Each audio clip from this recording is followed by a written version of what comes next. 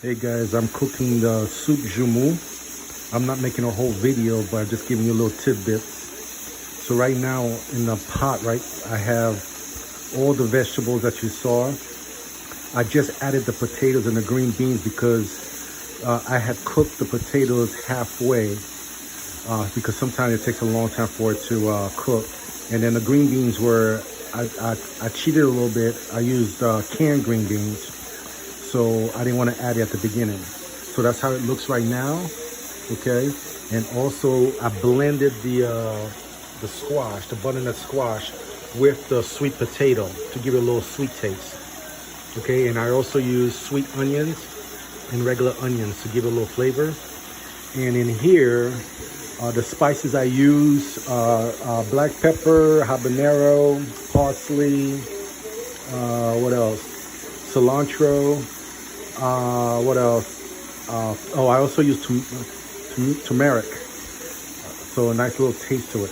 Okay. In the pressure cooker here is the conch. I have it in there cooking. It should be good. It's been cooking for about 35 minutes. I'm gonna give it a few more minutes and check it out. Right here is also the soup.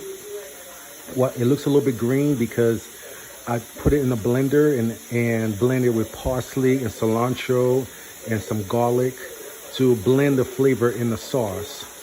But when I add it to the rest of the soup, it's gonna be back to the orangish, yellowish color. Okay, I just added the batch that was kind of green into the pot here.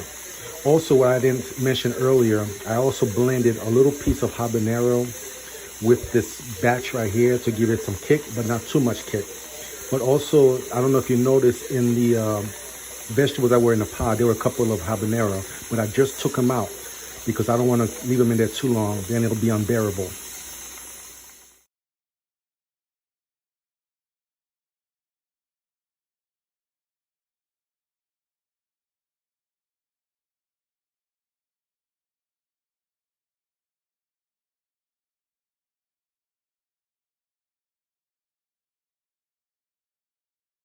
Okay, this is the lambi, the conch that I sliced it up. I did it in slivers because conch is a tough, I guess you can call it meat. But I did it in slivers versus in cubes or in little bits and pieces so that it can continue cooking in the soup. Also, when I did it, in the pressure cooker, I just put black pepper and garlic, and that's it. Because conch, obviously, it's a seashell. From the seashell, it has salt, natural salt in it already. I added the conch in there, and it's looking good. Let me show you. There's potatoes in there. I left the skin on the regular potato, but you can see conch, carrots. Look at that. Conch, carrots, potatoes, corn, a bunch of spices. So it's on low heat right now. What I'm gonna do, I'm gonna add this, the pasta. The reason I like Barilla because it's an al dente type of pasta, and I'm using this particular pasta because it's twisted and it stays firm. Because when you put pasta in soup, it gets all soggy, it doesn't taste as good. But this one should hold up pretty well. It's my first time using this one. I usually use penne pasta, and I usually wait till the last minute to put the pasta in. But this one here should be fine. The way the pasta, it's still being cooked on low heat.